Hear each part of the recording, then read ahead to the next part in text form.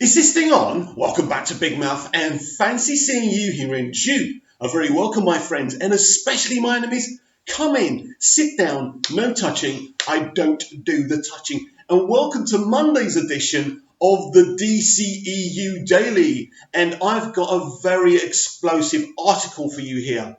It's an interview with Ewan McGregor talking about Birds of Prey and the emancipation of one Harley Quinn. He's talking about a feminist movie. Yes, he's saying Birds of Prey is a feminist movie, and it talks about misogynism, and it's a very important thing to discuss. We are going to read this article because you know how great I am about reading articles. I love it, right?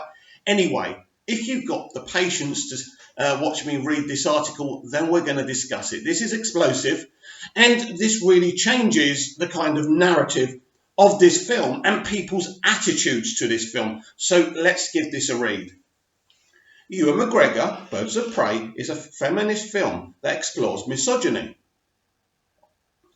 The upcoming DC Comics movie Birds of Prey will be a feminist film that takes a close look at misogyny, according to Ewan McGregor, who will be playing the character Black Mask alongside Margot Robbie, who returns to the screen as Harley Quinn.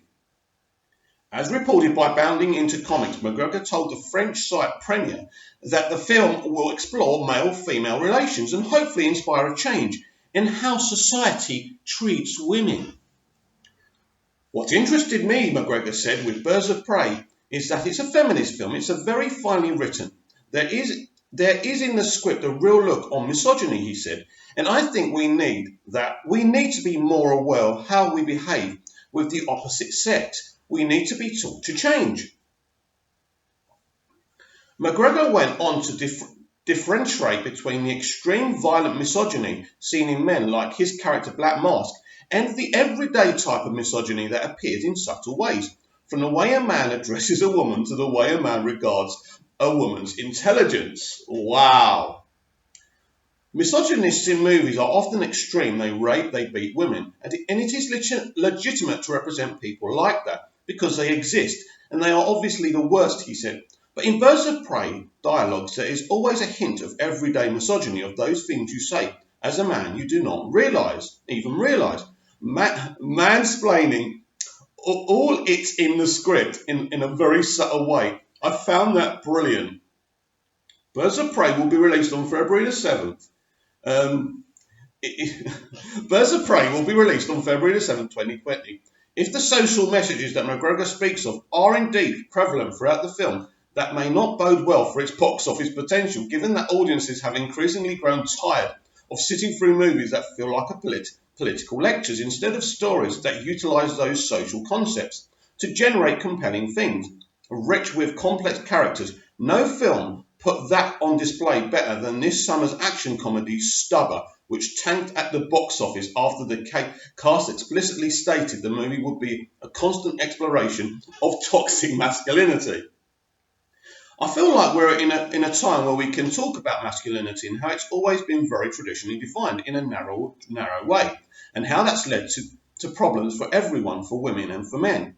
The film star Kumi Nanji told The Hollywood Reporter at the time, "I felt like it would be interesting to try and talk about the stuff in a traditionally very masculine genre. A buddy cop action comedy is such a dude movie, so we thought it would be interesting to talk about dude issues that also affect the whole world in a traditionally male genre. Always beware of women who call men dudes and male feminists who call men dudes. You need to avoid those people." Batista told The Hollywood Reporter that toxic masculinity should be discussed more, and the film will be constantly talking about it. Throughout the film, we're constantly talking about it, Batista said. Sometimes you don't realise it because we're making you laugh or disguising it with action, but we really do have the discussion throughout the film. Stubber went on to be a financial failure, earning just 22, whatever it was, I can't read the figures anyway. It wasn't a lot of money. So basically, that's that article. So obviously we need to discuss this. You know what a biased DC fan I am. You know what a biased DCEU fan I am. Does this mean this is the end of Birds of Prey, that Birds of Prey is going to tank? No. If Birds of Prey is a really well-made, exciting, interesting film, I will enjoy it. That's not the point, because SJWs believe making films about toxic masculinity and feminism is the most important issue in the world. The truth is, what these people find so important is the least piece of commentary. Now, most of us have seen a Joker movie where we talk about social inequalities, we talk about mental health, and the far left don't like this. They don't think male mental health is important. They don't think kind of financial instability is an important thing to talk about. They don't think that people living in poverty is important. So the things that affect your everyday lives to SJWs are not important. What's really important is talking about toxic masculinity and talking about feminism. But to me and to you, and I'm not just talking to men here, I'm talking to women, because I know many women are fed up of this as well. We're all fed up of this. There are so many issues. The thing is, Hollywood think they can create conversations. Hollywood think they can change the world. Hollywood have never changed the world since their kind of beginning, and they will never be able to change the world. Yesterday, many female journalists were telling us that 73% of tickets sold for the Joker were actually sold to men in their 30s and their 40s. And we're all supposed to be shocked and say, this is a crime. And in the headlines, they were saying, it's no surprise. Like all men in their 30s and 40s are criminals or something, and we shouldn't all be going to see films. Let's be clear here. The majority of cinema-going audiences are men. It's a fact. And they've been trying to change that for years. I remember Bryan Singer talking about Superman Returns and trying to get the Devil Wears Prada audience. Insane, right? Now, there'll be now and again where there's a movie made which will attract more women than men, like Hustlers, right? And there's a reason for that. But predominantly, the audience is male. And when you read that Ewan McGregor interview, you read, "You are telling me that I'm bad without knowing it." The truth of the matter is, toxic masculinity, as they talk about it, I mean, you go out in the everyday world, you go on social media, just as many women are kind of toxic towards men in a sexual way. Oh, look at that fireman, don't he look sexy? They're doing it just as we are, but it's never spoken about. This is the narrative now, that we're all bad and they're all good. That's the thing with SJWs. That's the thing with the extreme left. They put themselves as the heroes and they put everyone else as the villains. So conveniently, they're all right, we're all wrong. We are bad people for going and enjoying the Joker movie, and they're good people for saying it's not a good movie and it's a dangerous movie. This is where it is now. Of course, this is highly damaging for Birds of Prey. This makes me sad. Am I surprised that it's a feminist movie about misogynism? No. Co-producing this film is Margot Robbie. Margot Robbie's, female production company that's got 90% female-based employees there. So I'm not surprised we've gone this direction. It's sad. It's very sad that we're going down this way, but this is what Hollywood are doing now. And they're going to keep on doing it and doing it. I don't think they even care if their movies fail. Now, as I say, I love DC. I love Margot Robbie. I think she's a very talented woman and a very humble woman. I've always respected her. Now, but at the end of the day, and when you see, why do they tell us? Why do they tell us that this movie is going to be a feminist movie about misogynism?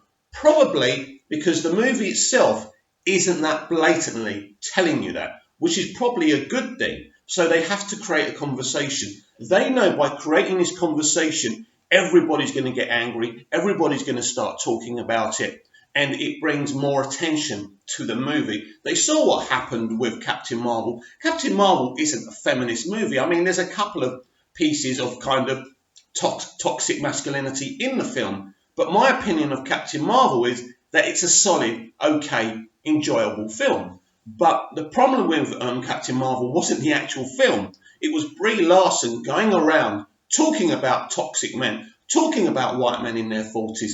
That was the problem. It wasn't the actual movie. It was Brie going around tugging everybody's ties, if you like.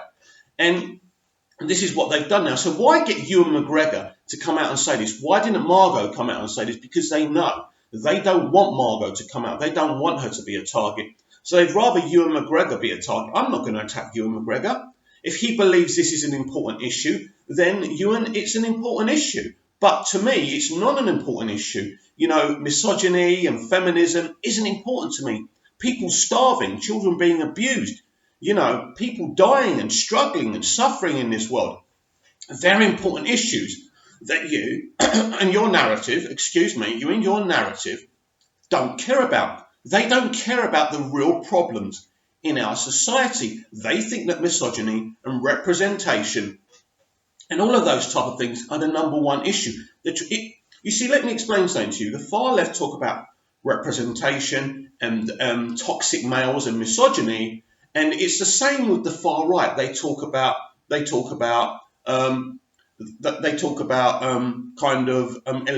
immigrants. They talk about immigration because that's their agenda, and they're just as bad on the extreme left. So they're not talking about, you know, illegal immigrants or immigration being the biggest problem in the world.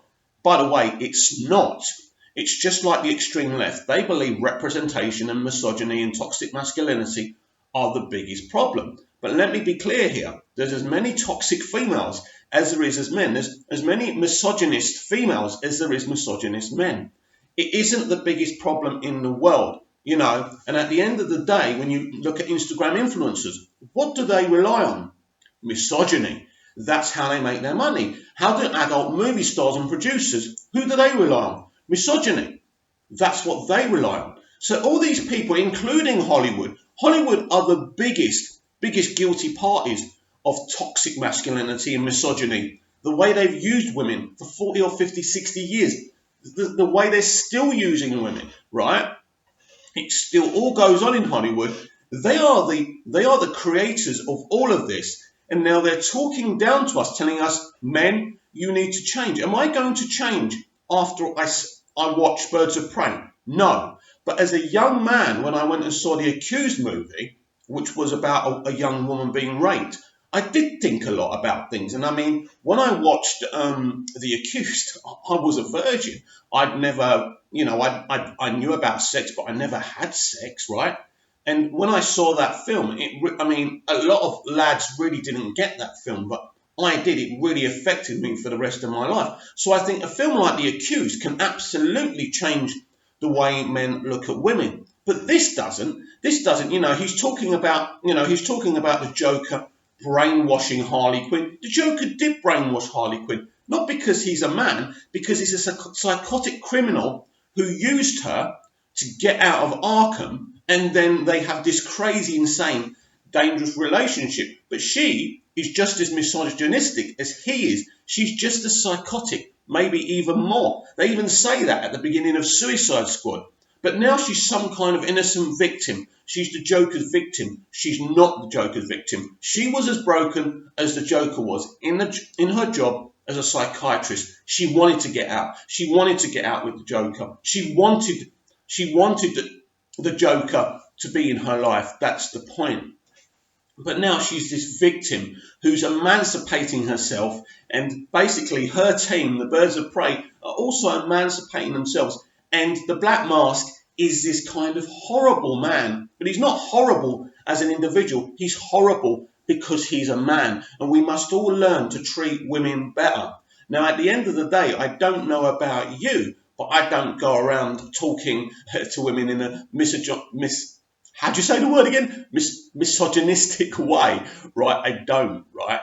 At the end of the day, I'm very respectful. You're very respectful. But the point is, these people are insane. Now, I love Ewan McGregor, I do. But this is nuts. This is nuts. This is a shame. Now, as I say, I suspect this film won't flop. I suspect this film will make a hell of a lot of money. People like Harley Quinn. But at the end of the day, this was always going to happen. This is what this industry is doing now. This is their politics. And when someone in Hollywood makes a movie like Joker and you see the reaction to it, and then they go this direction. But it's kind of interesting in a way, because in a way I can spin this around as a positive, because you get a movie like The Joker that's kind of producing its commentary, and then you've got a film like Birds of Prey, which is producing another commentary.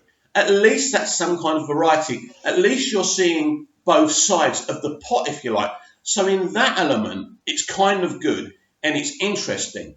But as I say, when you look up to people, but they don't care about people starving, they don't care about people being in poverty, they don't care about children being abused, that the most important thing they care about in the world is feminism and toxic masculinity.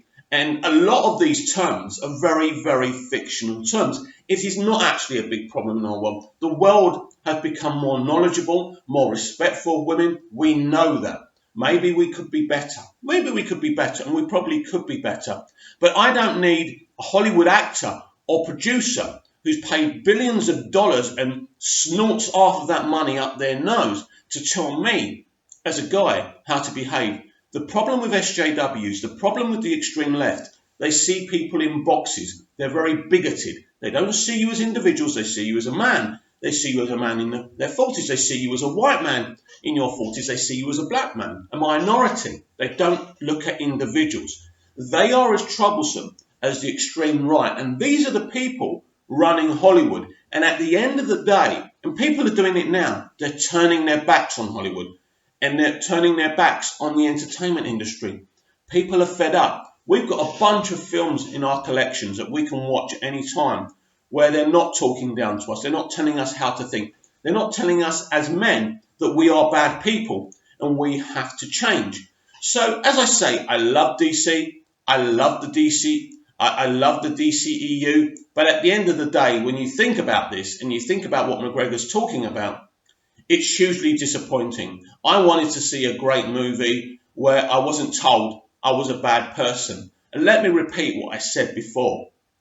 The majority of cinema-going audiences are men. And they're telling their customers that we're bad and we have to change. It's absolutely terrible business, and it's going to continue. It's going to continue dividing people, dividing audiences. And they talk about toxicity and trying to make men better. They are creating a bigger toxicity. But this is part of the marketing now. It brings more attention to the films. It brings more intrigue to the films. People will go and see this film. This film will make good money. And I hope it's a great film. I really do. I'm hearing great things about this film. So I hope it's good. But it's just a shame someone who loves DC, loves Ewan McGregor, loves Margot Robbie, is trying to assume what kind of a person I am.